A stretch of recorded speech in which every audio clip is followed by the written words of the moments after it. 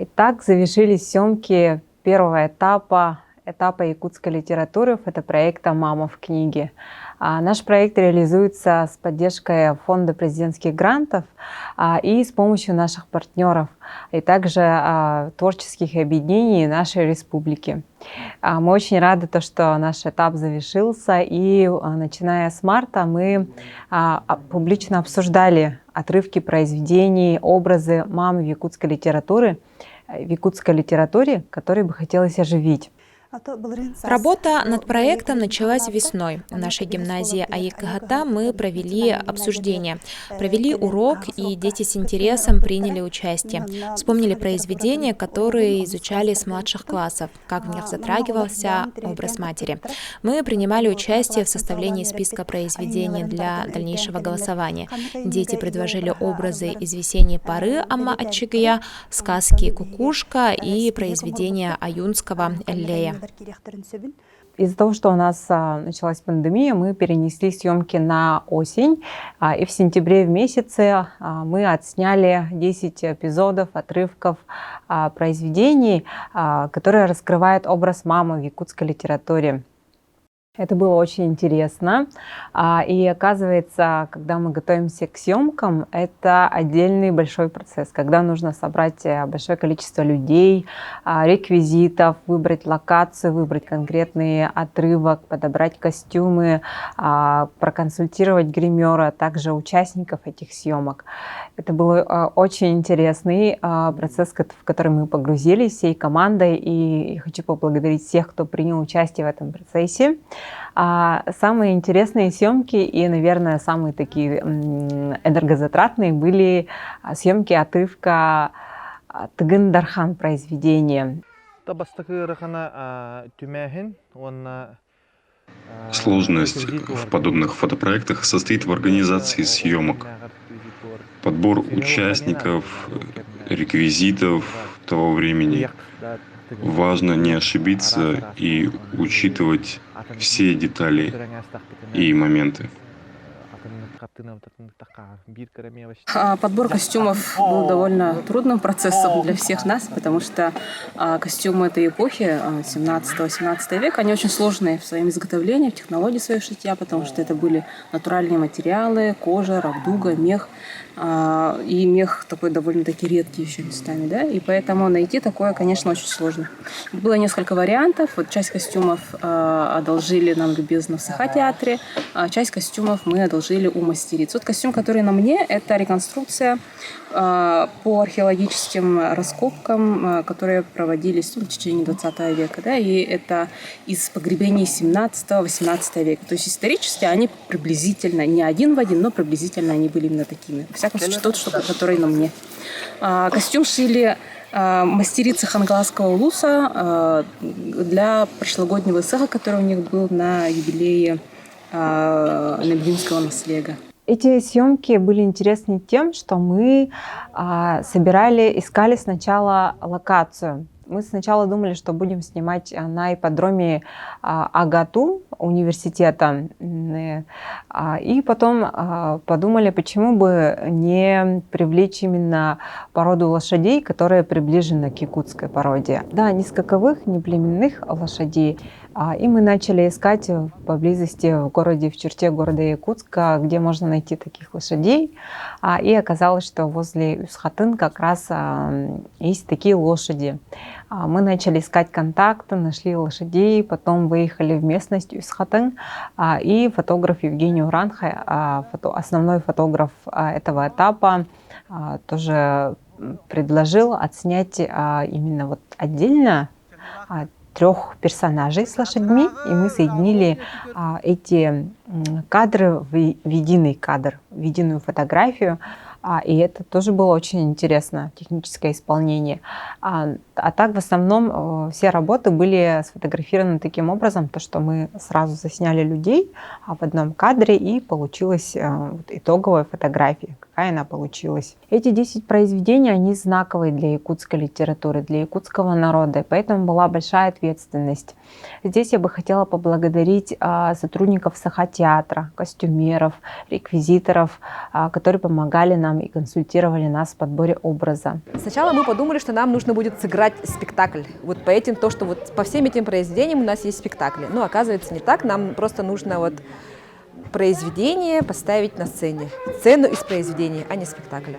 В нашем Саха-театре, на сцене Саха-театра, с помощью наших сценомашинистов, наших реквизиторов, костюмеров и актеров мы поставили сцены из произведений якутских авторов Саскике, Тельке Николая Якутского, Сюрях Платона Аюнского. И еще у нас северные сказки намечаются. Да? Проект интересен тем, что он подстегивает, наверное, интерес к чтению художественной литературы, в нашем случае на якутском языке. И если даже мы не читали, мы хотя бы там отрывки какие-то, о чем спектакль можно будет понять, посмотрев на фотографии, которые будут сделаны в рамках проекта. Ну, и нам, вот работникам театра, тоже вот вспомнить былые спектакли, которые уже давно не ставятся именно вот по этим произведениям. И нам очень повезло, что нас консультировал сам писатель Семен Семенович Майсов, который проживает в Вилюйском районе. Он консультировал по отрывку романа «Ием-Кепсир». Это роман в 4 частях, в котором раскрывается образ матери, которая уже нет в живых, но ее вспоминает дочка. Там очень интересно получилось, потому что в отрывке мы соединили 2 отрывка произведения. В одном отрывке девочка заблудилась, и ее спасают из леса 7 птиц, которые олицетворяют души детей. То есть, ну, мы понимаем, что 7 птиц, которые там сидят и смотрят прямо на нее, это было бы очень трудно сделать вживую. Конечно, можно было, но это было бы достаточно сложно, и поэтому мы тут прибегнули к помощи фоторедактора, фотошопа. Да? У нас будут птички оживляться, они смотрят на нее, потом одна птица подходит и подсказывает путь, благодаря которому она выходит из леса. И второй отрывок, который мы объединили в этот кадр, это тот отрывок, когда ей снится мама. Ее уже нет в живых, но она держит хамус, который является символом, оберегом для девочки. И она потом описывает то, что она теряет этот хамус, но во сне приходит мама и объясняет то, что вот хамус вернулся к ней, к маме, да, назад. И успокаивает таким образом дочку, потому что вот дочка очень оценила этот хамус, и, потеряв ее, волнуется, беспокоится, а мама ее успокаивает. Вот. И в фотографиях, в других вообще отрывках очень большую роль играют какие-то вот атрибуты, реквизиты, символы, образы, которые рассказывают о том времени, либо являются символом там, перемены. Например, в отрывке произведения Сюрях Платона Аюнского «Сердце» мы показываем отрывок, где Анаска, мать, во сне или наяву, как будто видит, что богач держит сердце ее сына, которое потом воспламеняется, зажигает сердца бедняков. То есть вот сердце, символ тоже перемен, показывает сердце народа, якутского народа. И эти события показывают вот развитие общественного мнения в начале 20 века. Первое произведение, которое мы оживляли, это произведение Норалджима Чарангар по повесть Николая Лугинова. Здесь была очень интересная идея фотографа Максима Макарова. Он предложил, послушал, о чем этот рассказ, тоже начал вникать в суть.